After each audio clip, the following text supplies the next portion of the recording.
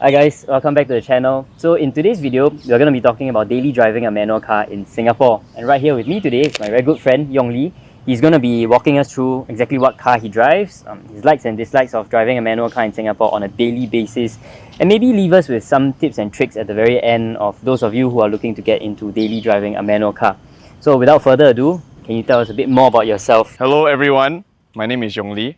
I am 28 this year and I drive a Toyota GR86 in a manual spec. I got this car in October of last year, and of course Justin would know my previous car that I've driven and I didn't really like it. I bought this car at Driven dealership, and this is the last GR86 unit that was available, and it only came in manual. So thankfully, when I was 23 years old back in 2018, I did a class 3 as opposed to a class 3A because as a guy who really likes cars, I wanted to have a manual license to seize the opportunity to drive a lot of nice, amazing cars that only come in manual. For example, this one. So I've only been driving this car for only about 6 months plus, and so far the experience of daily driving a manual, it has been good mostly, but there are also moments where I wish that the car was automatic. Yep, okay, so we'll cover that in a little bit. So maybe you can take us on a little tour of the car, parts about the car that you like the most, parts you don't really like. Parts that I like and don't like about it. I think most of it is something stuff that I like. So the first thing that I would like to show you is obviously the interior.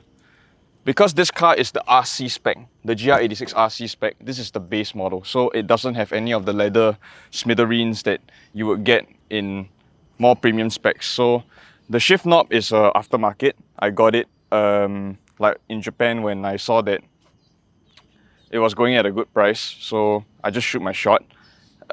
Obviously, because it's a manual, it has a accelerator pedal, a an accelerator pedal, a brake pedal, and a clutch for those who are familiar with class 3. And I'm sure you guys are getting Vietnam War flashbacks from doing a class 3 test and remembering how terrifying it is to do a hill start. And let me remind you, doing hill starts are not that hard if you know how to drive.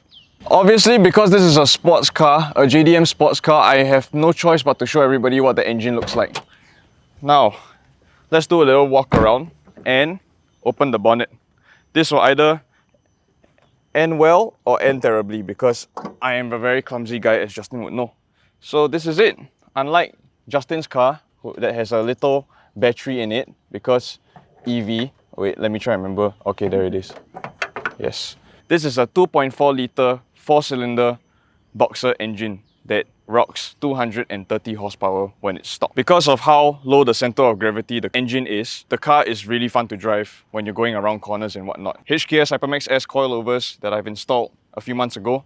And then obviously, I haven't mentioned the other stuff that I've done to the car yet. As you can see, it's about to rain. It's actually slightly drizzling already, so yeah, we're just gonna try our luck and film as much as we can before it starts to pour. Okay, so Yong Li, so can you maybe tell us why did you choose the GR86 as opposed to other manuals like the BRZ, Civic, so on and so forth? First of all, I used to own a first generation BRZ/GT86, as you would know. Right. But that one was an automatic. So a lot of the 86s and BRZs in the market are going up in value.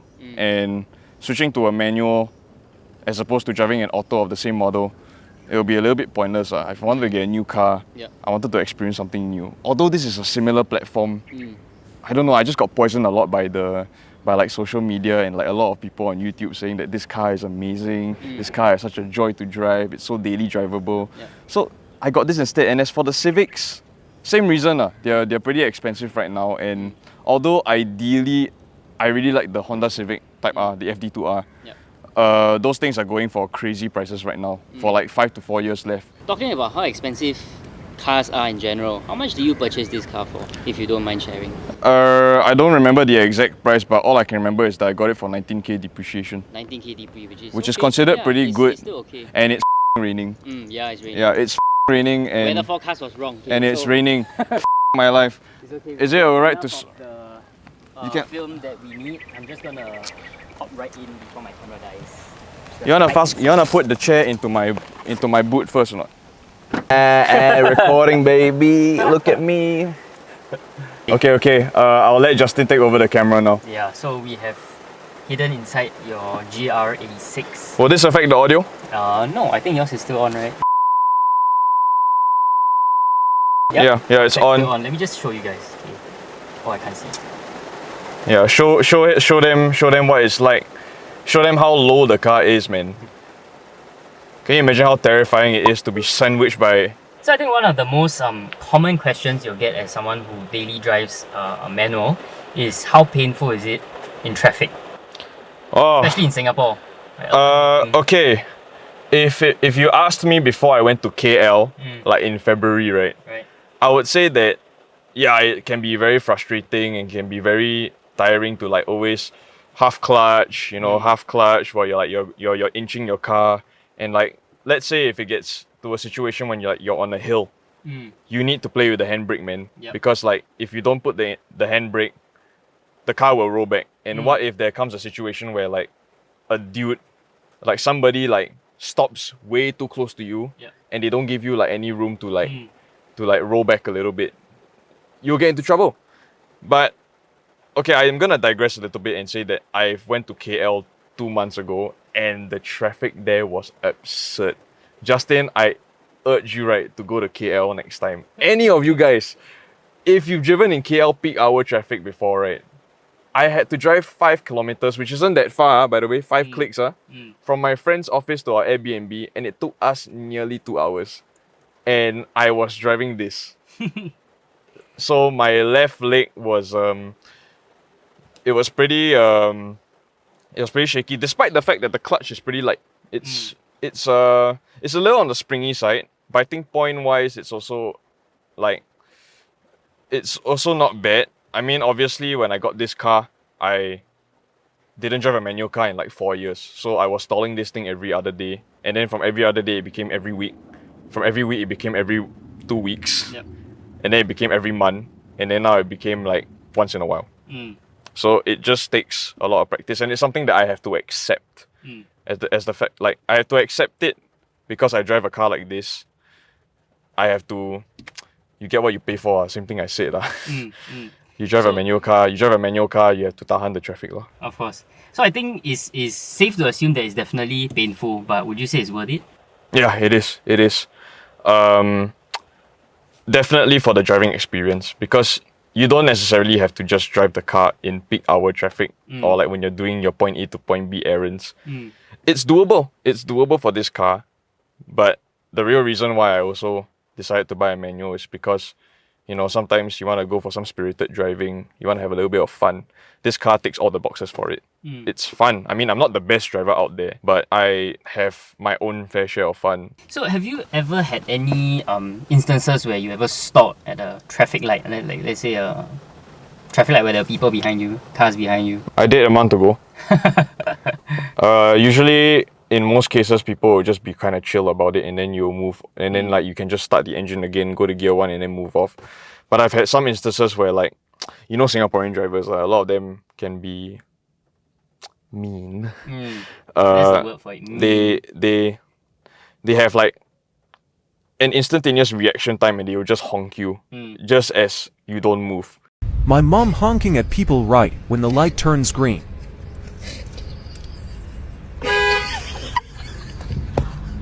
So I think having driven a manual car for the past 6-7 months since last year October. You might need to help me out on that. 6 October, November, December, Jan, Feb, March, April. So 6-7 months. 6-7 months, right? Yeah. I mean, in finance, my math should be quite alright. Thank you for that. You gotta trust me on that. Yeah, of course, man. I trust you. Yeah. Okay. All so right. having driven a manual for about 6-7 months, would you still want to continue driving manual, or is it more of okay, I've had my fun, now I want to go back to auto? I want to keep this car for a long time, man. Okay. Like, I'm praying. It's wishful thinking, but the fact that COEs are very expensive now, I don't know how much more expensive it's gonna be in the next 9 years or so. But I intend to renew it. I intend to keep it for a long time. It's not for sale. I'm not gonna sell it. I am not gonna sell this car. Famous last words. Either 2 months from now we'll see you on SG Kamat. No.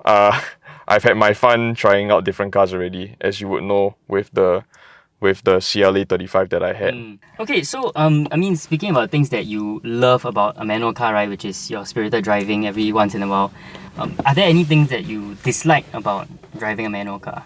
Peak hour traffic. Big hour traffic, okay. And also the fact that you do have like that slight like worry about whether if you can control the car like in not saying in spirited driving, because that one you don't really have to worry so much, but more of like you really need to be aware of like a lot of things. I could say that it's also a good thing, because when I drive a manual, you need to be more mindful of like when the light turns green, you focus more. It's not like an auto car where you just see the green already, you can just guess. You can just guess and just go. Because this one, you gotta, go to gear 1 and then engage the clutch, and then, move off. Yep. Rather than just moving on quickly. Oh, and another thing is, let me just start the car for you and show you. One thing that I don't like. It's nothing to do with manual driving, but that's my little melody box courtesy of G1. Alright, so if you can look over here, the turn stocks for this car, right, it's very BMW style, so it doesn't stay up. So that's to go down, and it doesn't cancel. The only way to cancel is you have to flip it the opposite way. Right. So I've gotten myself into a lot of situations where I signal right, and then after I want to cancel, I don't do it properly, and then I signal left. I go left by accident. Right. Maybe it's a me thing. Maybe it's a me thing because I'm dumb. Yeah. But that's one nitpick, and yeah, that's about it lah. That's the few things that I do not like about the car. Okay. Yeah. I think that pretty much sums up the second segment of this video. Now that we have most of the insights from Yong Li, I think we can move on to the Q&A. I think it's also raining quite loudly, so I don't know how... Quite heavily? Yeah, quite heavily. I don't know how the audio will... Oh, just as we said it. I don't know how the audio will be impacted by this, the rain pelting down on the car.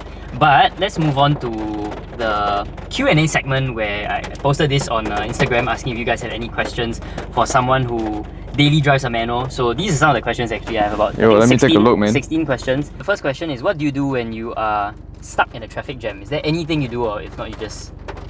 I just accept my fate, and I just hope that the traffic jam alleviates. Because like I mentioned before, sometimes you can get into situations that are not within your control. Right. I guess like linking back to your last question just now, that is like also one of my fears and one of the things that I dislike. Like I sometimes dread it because manual in the city, it can get quite annoying.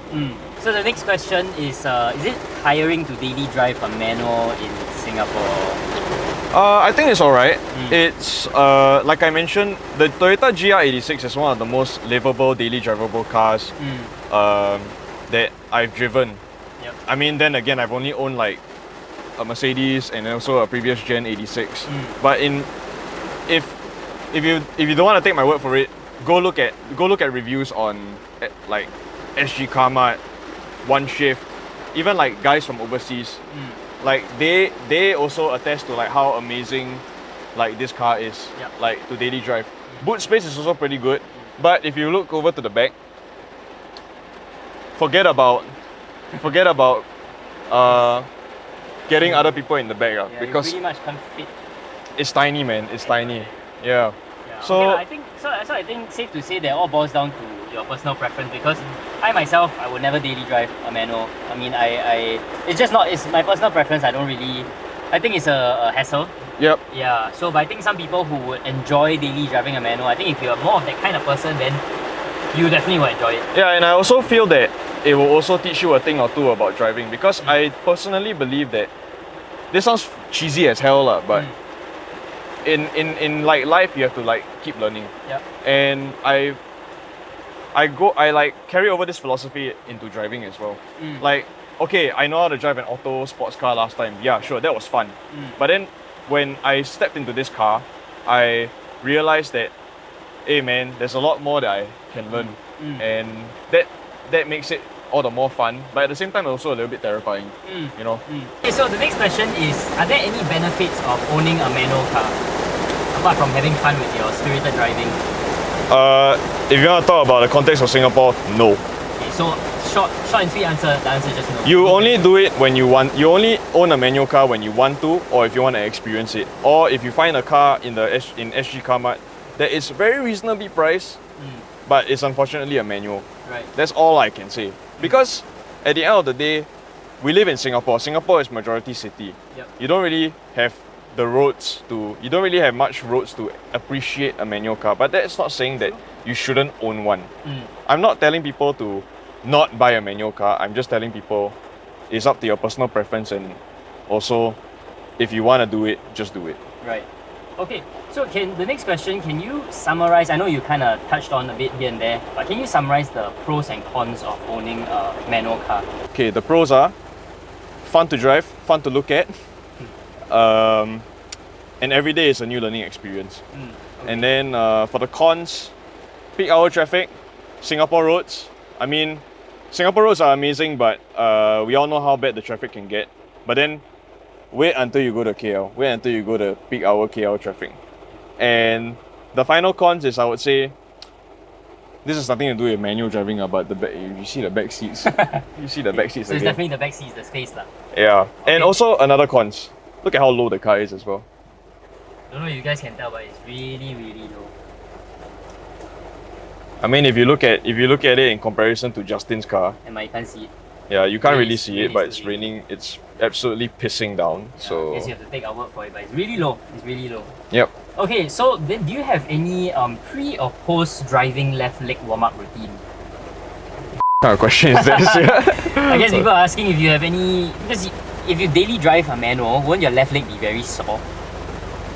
Or Well, you it just de- kind of get used to it? Well, it depends on the car, man. Like this car's clutch is not exactly heavy, so I don't really have a routine. I just get in and I go. Obviously, I have to warm up the car first. I mean, that won't be a problem for you because you drive an EV. Yeah. But I have to warm up the car. But like it's pretty alright, you know. Like I mentioned just now, springy, light but springy. Biting point is a little bit high, but